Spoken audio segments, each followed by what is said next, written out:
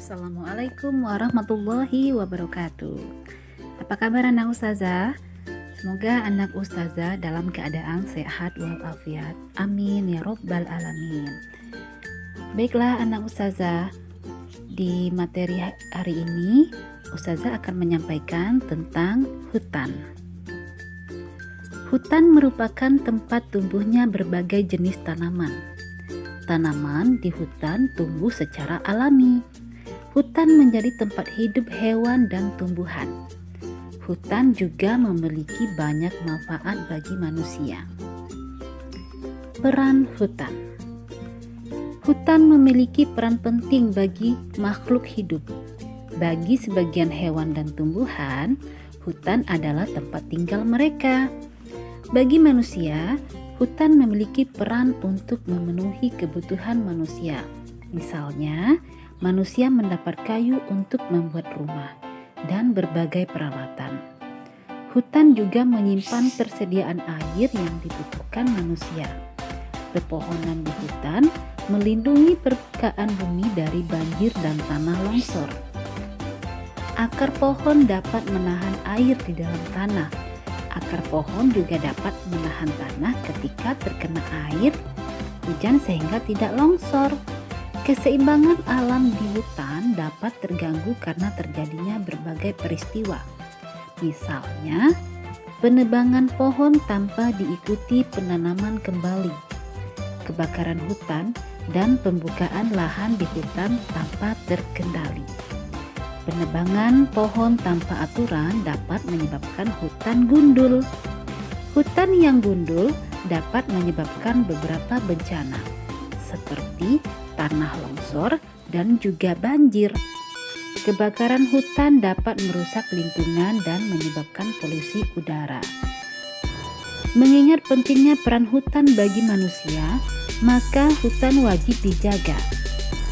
Hal-hal yang harus dilakukan antara lain: tidak menebang pohon tanpa aturan, melakukan penanaman hutan kembali, mencegah terjadinya kebakaran hutan. Nah, setelah anak ustazah membaca materi yang sudah ustazah berikan, sekarang anak ustazah membuat beberapa pertanyaan terkait dengan tumbuhan beserta jawabannya. Oke, baik. Sekarang ustazah mau bertanya, pernahkah anak ustazah melakukan wawancara? Apa itu wawancara? Nah, wawancara adalah kegiatan tanya jawab untuk mendapatkan informasi mengenai suatu hal. Kegiatan wawancara dilakukan oleh pewawancara dan narasumber. Narasumber adalah orang yang menyampaikan informasi kepada pewawancara.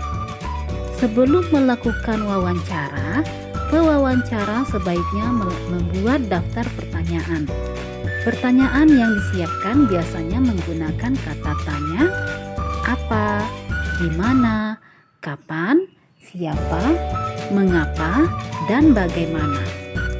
Berikut fungsi dari setiap kata tanya tersebut. Yang pertama, apa? Apa digunakan untuk menanyakan penjelasan mengenai suatu hal atau benda. Yang kedua, siapa?